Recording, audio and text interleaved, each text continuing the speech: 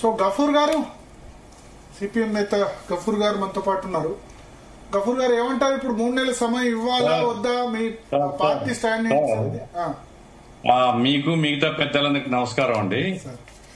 ఇప్పుడు కమ్యూనిజాన్ని మీరు నక్సలైట్లు ఏదైతే ఇప్పుడు తీవ్రమైనటువంటి ఒక అంతర్గత సమస్యను ఎదుర్కొంటున్నారో వాళ్ళ ఫెయిల్యూర్ ను మొత్తం కమ్యూనిజం ఫెయిల్యూర్ గా చెప్పేసి చూసేటువంటి ధోరణి అది సరైనది కాదండి. అది కాదు. Communism is different from naxalism. ఇప్పుడు ఏదైతే భారతదేశంలో 68, 67, 68 లో వచ్చిందో నక్సలిజం పేరుతో వచ్చినటువంటిది, తర్వాత అనేక గుంపులైపోయిన వాళ్ళు ఈ మావోయిస్ట్ పార్టీ ఇదంతా పుట్టుకొని వచ్చాను. నేను దాంట్లో వివరాలకు పోను. నా పాయింట్ ఏంటంటే కొంతమందికి చాలా సంతోషం అనిపిస్తుంది, ఆనందం అనిపిస్తుంది. అయిపోయింది, కమ్యూనిజాన్ని తొక్కేసినాం. కమ్యూనిజాన్ని తొక్కేయడం ఈ ప్రభుత్వం కాదు, వీళ్ళ తరం కాదు, వీళ్ళ నాయనతరం కూడా కాదు. కమ్యూనిజం అనేది పేదల ఆకలి నుంచి పుట్టింది. మీరు పేదరికాన్ని పెట్టి, నిరుద్యోగాన్ని పెట్టి, ధరల పెరుగుదల పెట్టి, సమాజంలో సంపద అంతా ఇష్టం వచ్చినట్టు కొల్లగొట్టుకునే అవకాశం కల్పిస్తున్నప్పుడు కమ్యూనిజం ఎప్పుడు చచ్చిపోదండి. కమ్యూనిజం పోరాడుతుంది. ఇప్పుడు మనకు నక్సలైట్ల యొక్క సమస్య వచ్చింది. ఇప్పుడు నక్సలైట్లకు 3 నెలల సమయం ఇవ్వాలా లేదా అనేది. ఇప్పుడు నా పాయింట్ ఏంటంటే, సార్ దయచేసి కొంచెం ఆలోచిస్తే తెలంగాణ విముక్తి అప్పుడు ఏది నిజాం ప్రభుత్వం నుంచి కేంద్ర ప్రభుత్వం స్వాధీనం చేసుకునేటప్పుడు అక్కడ ఇక్కడ తెలంగాణ ప్రాంతంలో సాయుధ పోరాటం జరుగుతుండింది. కేంద్ర ప్రభుత్వం అధికారంలోకి వచ్చింది. కేంద్ర ప్రభుత్వం స్వాధీనం చేసుకున్న తర్వాత నెగోషియేట్ చేసి ఆంధ్ర మహాసభ పెద్దలతో ఒప్పందం చేసుకున్నారు. ఆ మేరకు ఏంటంటే మొత్తం అందరూ కూడా ఆయుధాలు సరెండర్ చేసేసి విరమించారు పోరాటం. అంతకాదు, అది వదిలేయండి. ఈవెన్ సోకాల్డ్ బీజేపీ గవర్నమెంట్ ఉన్నప్పుడు నాగాలాండ్ ఒప్పందాన్ని చేయలేదా? నాగాలాండ్ సాయుధ వాళ్ళందరినీ పిలిచి ఒక ఒప్పందం చేయలేదా? అస్సాంలో జరిగిన అజిటేషన్ సమాధానం చేయలేదా? కాబట్టి ఎప్పటికి గాని సోషియో ఎకనామిక్ కాజ్ మీద ఒక పెద్ద ఇంట్రెస్ట్ ఉన్నప్పుడు ఆ సోషియో ఎకనామిక్ కాజ్ ను పరిష్కారం చేయడానికి ఒక ప్రయత్నం చేస్తూ అటువంటి సాయుధ మార్గంలో ఉండేటువంటి వాళ్ళను జనజీవన స్రవంతిలోకి తీసుకుని వచ్చి, అయ్యా మా వైపు నుంచి కూడా మేము సమాజం యొక్క అభివృద్ధి కోసమే ఉన్నాము, మీరు తొందరపడి ఇటువంటి పోరాటంలోకి పోవాల్సిన పని లేదు, మేమే చేస్తాం అభివృద్ధి అని నచ్చ చెప్పొచ్చు, ఆ ప్రయత్నం చేయొచ్చు. కాబట్టి ఇప్పుడు రాజశేఖర రెడ్డి గారు ఉన్నప్పుడు వాళ్ళు చర్చలకు వచ్చినారు, చర్చలు జరిగినాయి. చర్చల సందర్భంలో తర్వాత నర్సిరెడ్డి గారిని చంపారు, అవి ఇవి ఉండొచ్చు, ఆ ఎన్కౌంటర్ జరిగి. నా పాయింట్ అంతా ఏమంటే, ఇప్పుడు నక్సలైట్లు సార్ చాలా మంది చనిపోయినారండి. మేధావులమ్మ ఇక్కడ కూర్చున్నటువంటి వాళ్ళు చాలా చాలా కృత్రిమ మేధావులు ఉన్నారు. ఇంజనీరింగ్, డాక్టర్లు, ఎంతో ఉన్నత చదువులు చదువుకున్న వాళ్ళు తమ ప్రాణాలని తృణప్రాయంగా భావించి చనిపోయినారు. నేను చెప్పేది ఏమిటంటే సిద్ధాంతం తప్పు. సిద్ధాంతం తప్పు తప్ప దానికోసం బలిదానాలు ఇచ్చినటువంటి వాళ్ళని కూడా మనం కనీసం గౌరవించాలి. ఇప్పుడు చదువుకుంటే అంటే ఇప్పుడు మన టెర్రరిస్టులు అందరూ డాక్టర్లు సార్, కరెక్ట్ అన్నారు.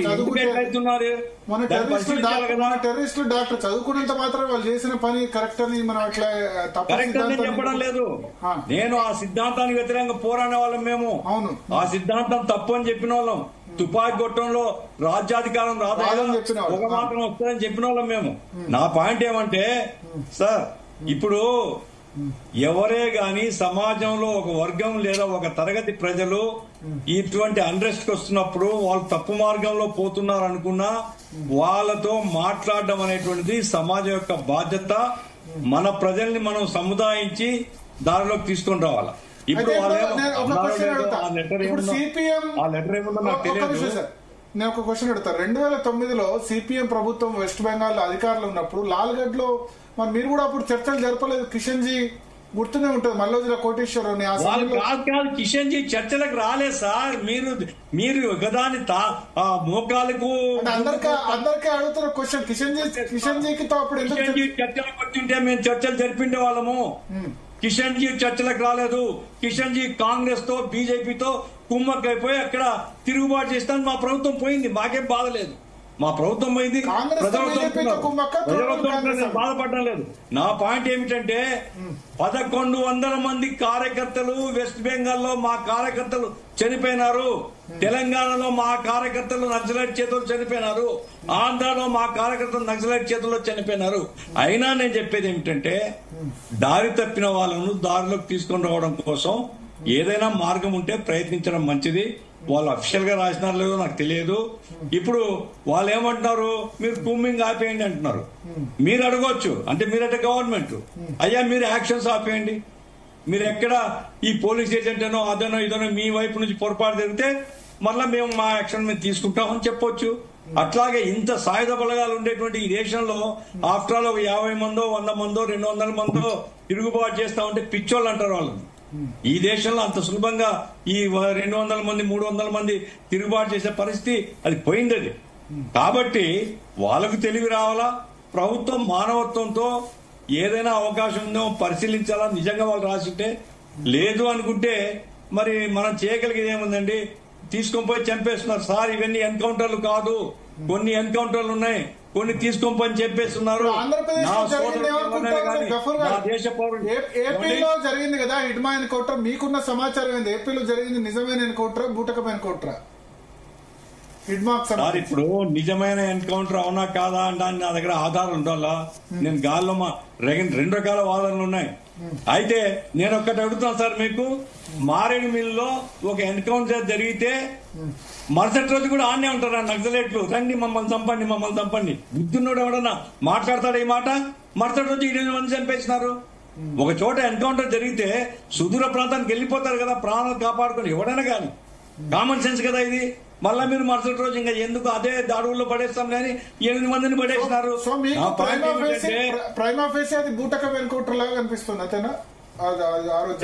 సెకండ్ మాత్రం నేను క్లియర్ గా చెప్తాను సార్, సెకండ్ ఎన్కౌంటర్ మాత్రం అది పట్టుకొని పోయి చంపేసిందే.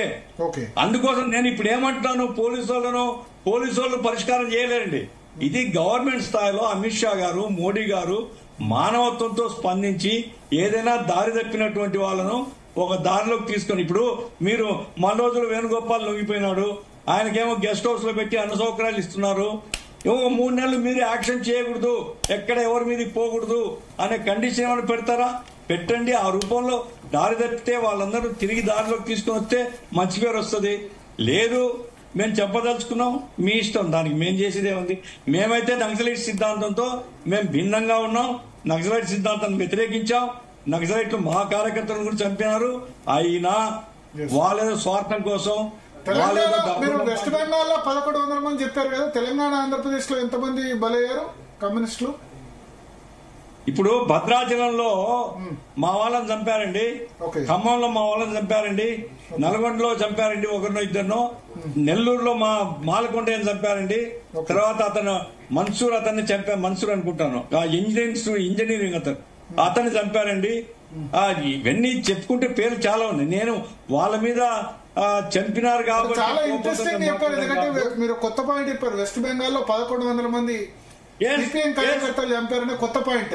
చాలా మందికి అది 1100 మంది చంపారు సార్. అప్పుడు తృణమూల్ కాంగ్రెస్ సపోర్ట్ చేసిందా? మమతా బెనర్జీ నక్సలైట్ సపోర్ట్ చేసింది కదా అప్పుడు. మమతా బెనర్జీ వినపడ్డాలేదు సార్. మమతా బెనర్జీ అప్పుడు కిషన్ జీకి సపోర్ట్ చేసింది కదా అప్పుడు. కిషన్ జీ మమతా బెనర్జీ సపోర్ట్ చేశారు, మమతా బెనర్జీ కిషన్ జీని సపోర్ట్ చేసింది. అదంతా ఇప్పుడు నక్సలైట్లు తర్వాత చాలా చెడిపోయినారు, వేరే సంగతి. నేను దాంట్లోకి పోవడం లేదు, వాళ్ళ మంచెడ్డల గురించి చర్చ కాదు ఇక్కడ. నా పాయింట్ అంతా ఏమంటే, ఎవరైనా కానీ అయ్యా మేము సరెండర్ అయిపోతాం, మమ్మల్ని చంపొద్దు అంటే ప్రభుత్వం, వ్యవస్థ, రాజ్యాంగ యంత్రం అది కొంచెం మానవత్వంతో ఆలోచించి హింసను అవాయిడ్ చేస్తే మంచిదనేది మా సూచన. అవాయిడ్ చేస్తారా లేదా వాళ్ళు తెలుసుకోవాలా. ఓకే.